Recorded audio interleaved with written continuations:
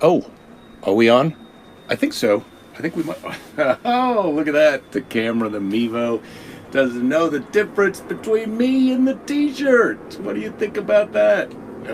Problems. Problems. I see some very silly Mevo work coming up this episode. But what are you going to do? It's Tuesday. We're living the dream.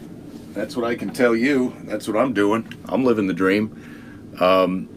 Oh boy, now I'm trying to get the dream to be a reality. Free roaming pants, keys, free range. You're going free range with your pants. Is this thing on? I think it is on, Ed. I think this thing is. Oh man, I see what the Mevo's doing. It doesn't know. It doesn't know the difference between me and the other thing.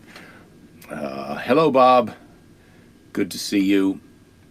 Good to see you. Now I'm one of the attendees, and I'm also the broadcaster. Okay, Rich, perfect thing. Just got your pants off, checking your iPad. Excellent. It's awesome shirt day. Possibly pick. Yeah.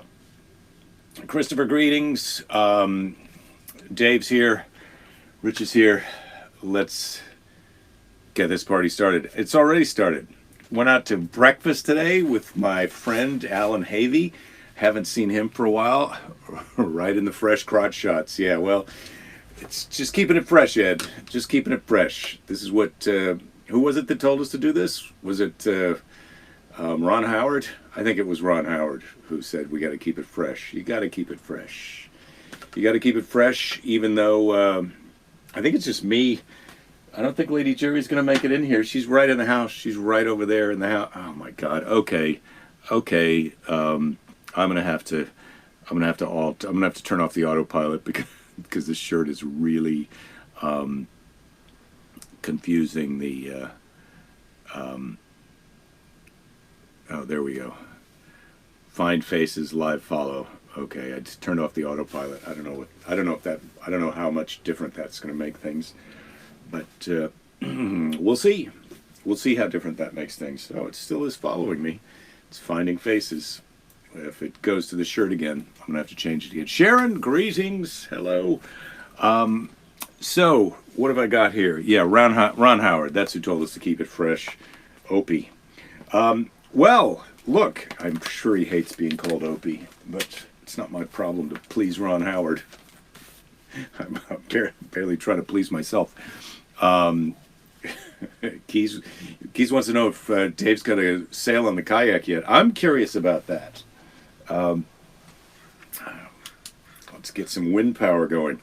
Okay, Samuel is called to serve God. This is an interesting story in the Bible here. Hannah was one of two wives of Elkanah. Peninnah had children. That's one of the other wives. The way the children's Bible is, this was very confusing when I read it earlier today. Peninnah had children, but even though Elkanah loved her, Hannah had none. So Elkanah loves Hannah, but they don't have any children. Every year, they went to pray at Shiloh, where the Ark of the Covenant was kept. Shiloh, who knew? Is that in Kentucky? I think it might be. Where the Ark of the Covenant was kept, and every year Peninnah would mock Hannah because she had no children.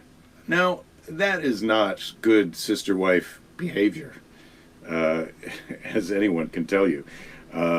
If you are two wives sharing a husband, the one wife should not be making fun of the other wife.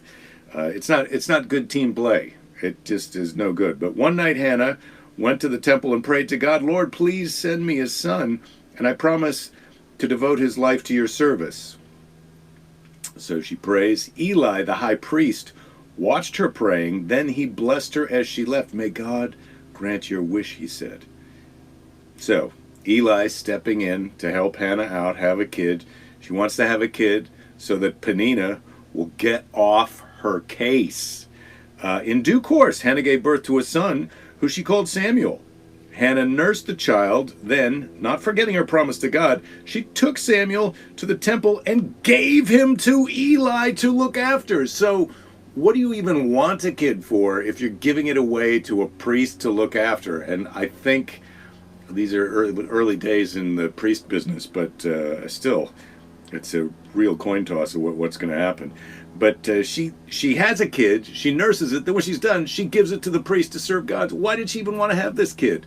And did Penina get off her back? We never find that out. Hannah brought with her a little coat for Samuel. Every year she came with her husband to pray at Shiloh and brought a little coat for Samuel. So she does see him once a year when she brings him a new little coat. Eli cared for him lovingly and brought him up to obey God's word, as you would expect a priest to do. The child grew as straight and true as Eli's own sons were dishonest and sly. Eli's got two sons that are dishonest and sly. This is the type of guy, priest, who Hannah has entrusted with her son. So Eli's already crapped the bed on two other kids, and now she's in charge of Samuel. But Samuel is devoted to God. One night, Samuel was awakened by a voice calling his name. "Here I am," the voice said. He jumped to his bed to see what Eli wanted. "I didn't call you," said the old man. "Go back to bed." But in a short while, the boy heard the voice again. "Samuel, Samuel." And again he went to Eli, but the priest assured him that he had not spoken. "It's not me, son." Get this through your head. Could be one of those other two lame-ass boys playing a joke on you. The third time Samuel heard the voice, Eli told him it must be the voice of God. Finally, the penny drops for Eli. It's the voice of God. Oh, that's right. Your mom promised that you would devote your life to God, and then I took charge of you to see that happens. Well, finally, pick up the phone. It's God on the line. So Samuel lay down in the dark and waited. "Samuel, Samuel." "Lord?" the child replied. "I'm your servant, ready to listen."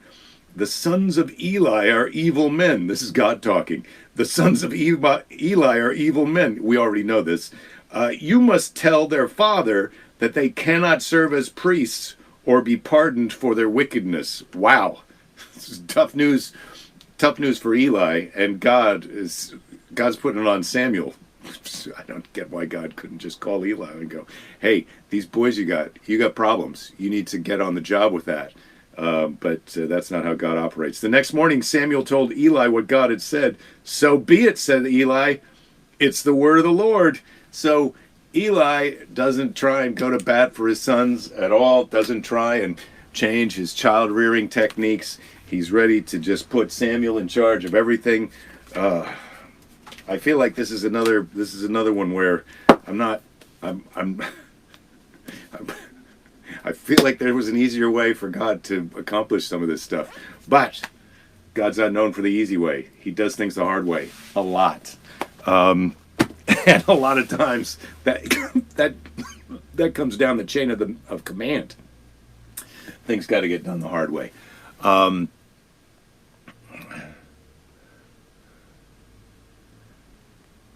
I should add, I'd enter the dragon room of mirrors, you're saying, Bob. This thing will really melt down then. Yeah, I bet it will. Rachel, it's 90 degrees, Dave, and you were just driving in your 914 and swim trunks. Oh, yeah, the Porsche wagon on the back on the black Corinthian vinyl. Rachel, you're looking forward to the letter from Grandma. What is Grandma's first name? Has that ever been mentioned? Her first name is Dorothy, like in The Wizard of Oz. I don't think she was so crazy about her first name, though. But that was her first name, Dorothy. So this was all before God really nailed down the creating everyone in their image, Dave. Well, look, if we could understand the world, we wouldn't need priests to explain it for us. And I don't know how all that works. So today's letter from Grandma, as we're getting on with it. Well, we're a little ways through the show. I do get that I started a little bit late. Dorothy Letterman's mom's name. Oh, I had forgotten about that. Interesting pick. That's an interesting factoid. So today's letter from Grandma is from, well, you can check the postmark or you can just check the letter. Grandma conveniently puts the date on all of her letters. And this one, it's a nice one. So today's letter is from September 21. Well, the letter's dated September 21, 1983, but at the top of the page it says calendar states September 20, or the letter's dated September 21, but calendar states September 23rd is the first day of autumn. So I don't know if that changes every year, but I don't think it does. I think we're talking about the autumnal equinox. Is that right? I think that's what it's called. So, first day of autumn, and it is cold. Frost was predicted last night, and tonight, even maybe showers and a few snowflakes. September 21st, 1983. Do you suppose it will warm up after it freezes for a few days? Monday was real warm. I'm sorry I haven't written before. Well, of course she has written before, but she doesn't mean she means recently. It was a very hot summer, although the grass needed mowing about every week. So in spite of the heat, the grass was still growing. I really don't know what we did.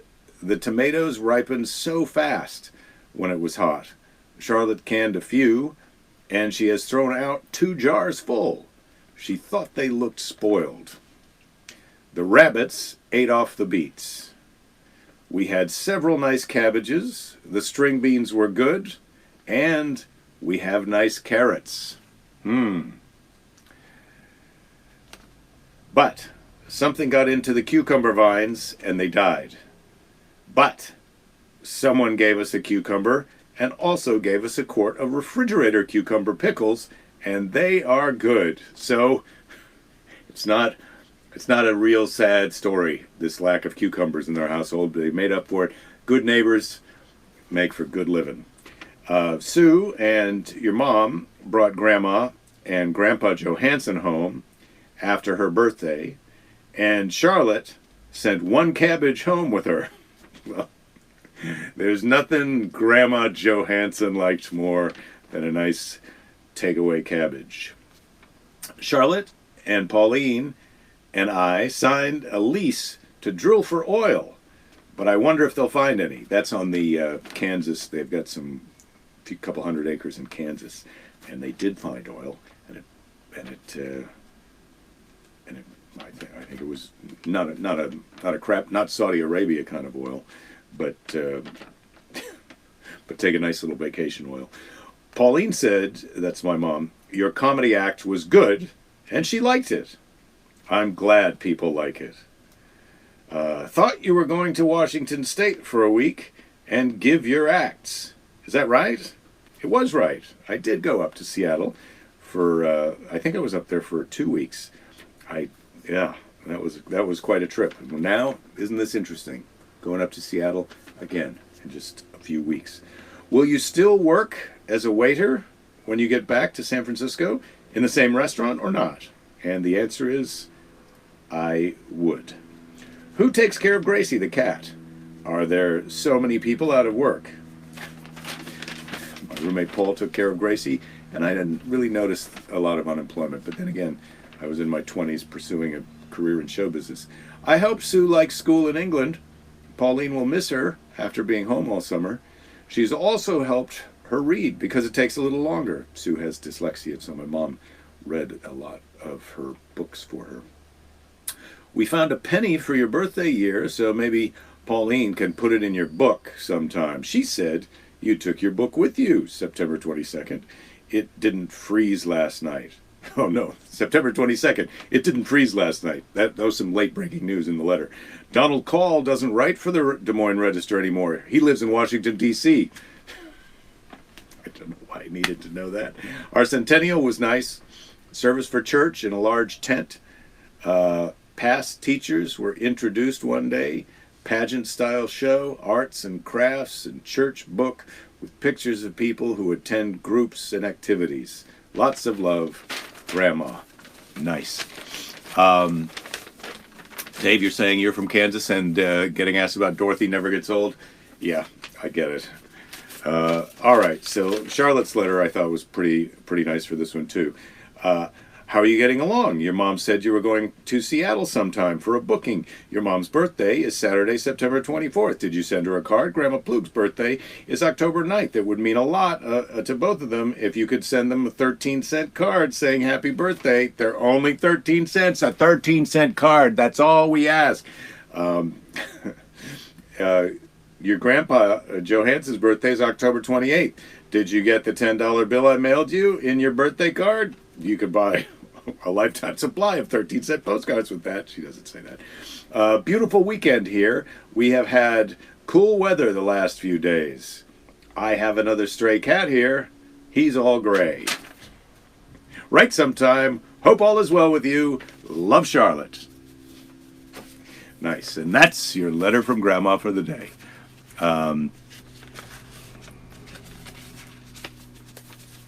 Oh, you're cutting out like crazy today, Dave? Oh, I'm sorry. I don't know. Aunt Charlotte is my mother's sister. And these letters are from my grandma that's my mother's mother. But Charlotte was quite a bit older than my mother. I think 14 years older than my mother.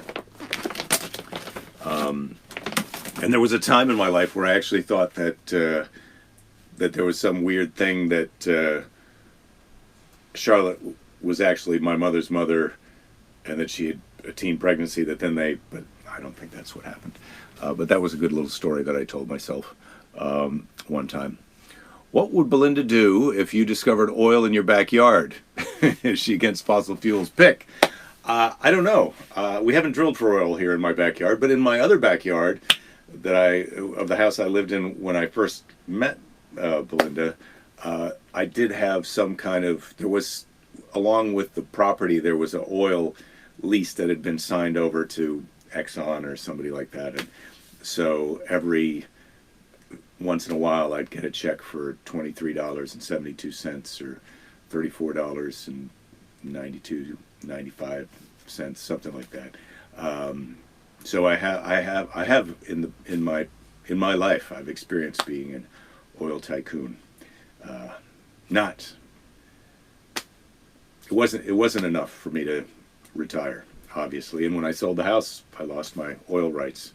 So yeah, I don't know. We don't have oil rights here, but that maybe they were already sold. Replacement converts are in short supply and could derail us for a while. Oh, I'm not sure what you're talking about there, Ed.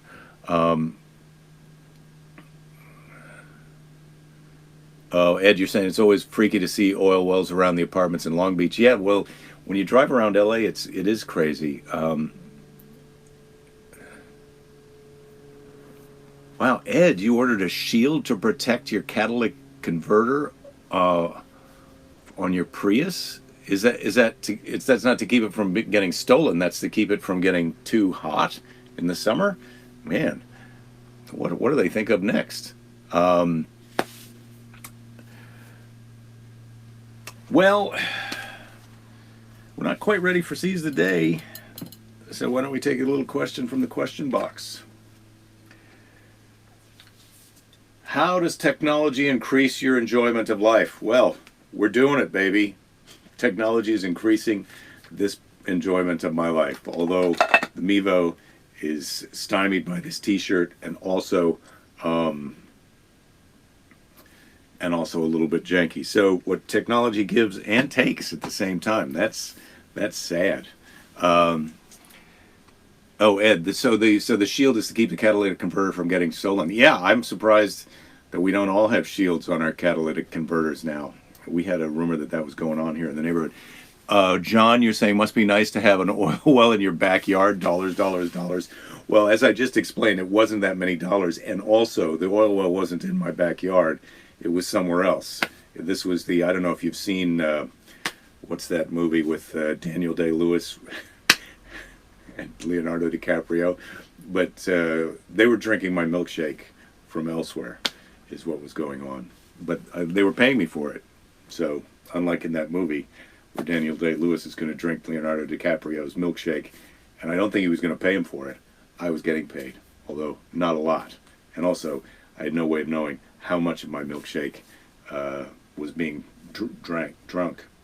or drankin'. Drankin'. You want to give somebody a spanking for drankin' your milkshake. I could have been a rapper.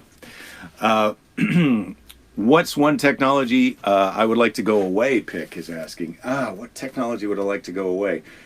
Oh, you know, I don't know. I don't know what technology I'd give up. There's certainly some problems with social media.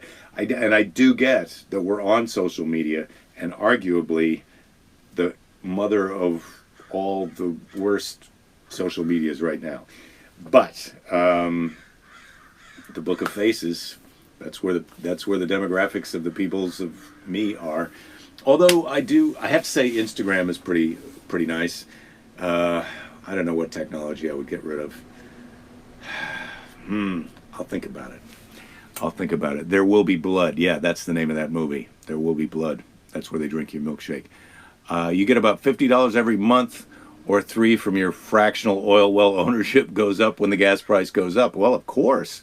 It does not cover the offset of what you pay for gas. Oh, it's just fun to say you have an oil well in Kansas.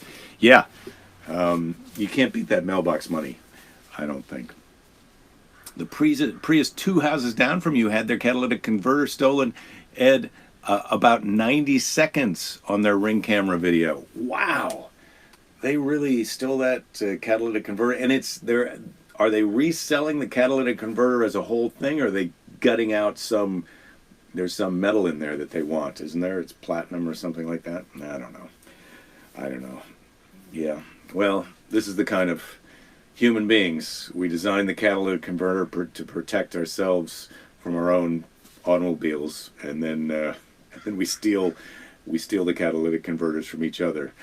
And now we have to protect ourselves from each other stealing our catalytic converters, which we installed to protect ourselves from our worst impulses to drive cars back and forth to the Walgreens to get our muscle relaxants. That's what Lady Jerry did today. She went to Walgreens to get some muscle relaxants because she's having some TMJ, and she wants to relax that. So it is the metal inside. Dave is confirming. Yes, that's nice. You used to hollow out cats in your turbo cars and toss that crap? I'm not sure what that means, but it sounds terrible. They sell them for $300 to $500. Cost $3,000 to buy a new catalytic converter. Insurance pays for most of us. Wow, that's terrible.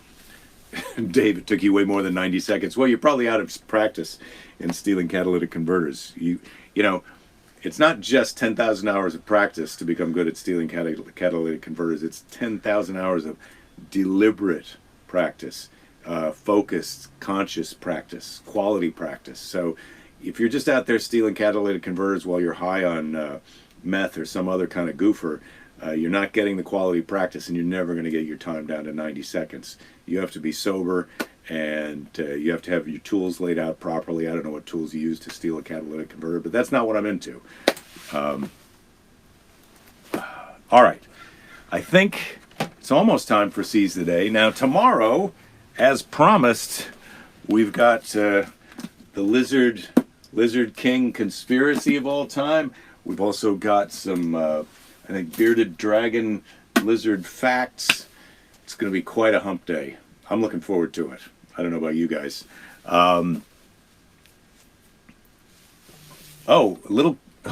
Here's your tool list. Ed's got the tool list. If you're listening or you're playing the home game of catalytic converters, little car jack and a battery-powered sawzall. Bingo, you're in business. David, you're saying anybody pick up a cat? They're already hollow. Well, they're sort of hollow. Well, we're all really sort of a donut, really. You get the top hole and the bottom hole, and then in between it's hollow or empty, but it's not. It doesn't seem empty.